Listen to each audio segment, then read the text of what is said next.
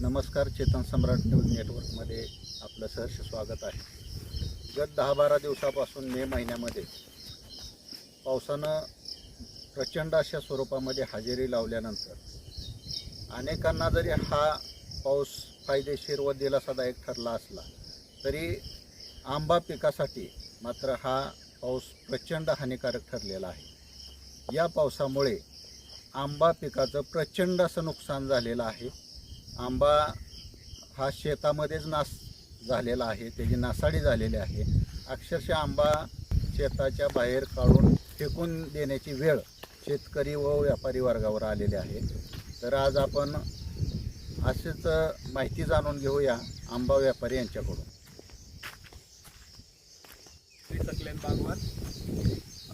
आपण हे आंब्याची बाग घेतलेली आहे.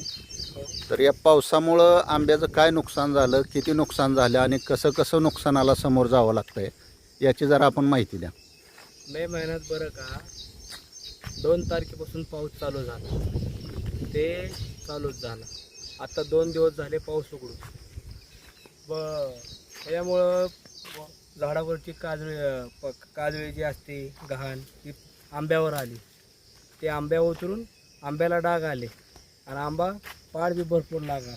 माशी झाली, माशी लागून ते फळं खराब झाल्यात, अशी नुकसान झाली. आंबा काढायचं पूर्ण अंगावरचा माल गळून खाली माशी लागून पडला. पर्याय आता काय, माल व्यापाऱ्यांनी शेतकऱ्यांनी बसून एका विचारांनी हे करावं लागेल, समजून घ्यावं लागेल दोघांनी. बाग बरं 5-7 एकर बाग असेल, पण ह्यातला माल काही काढला नाही. जसा माल काढायला सुरुवात करायची होती त्या टायमिंगलाच पाऊस लागला. अंगावरचा माल सगळा गळून गेला आणि टोटल काय आता ती माल काढणं पाऊस थांबल्यानंतरच माल काढला आता आपण. आणि टोटल माल ती 20 ते 30 रुपये किलो विकायला लागला. पूर्ण लॉसही आहे.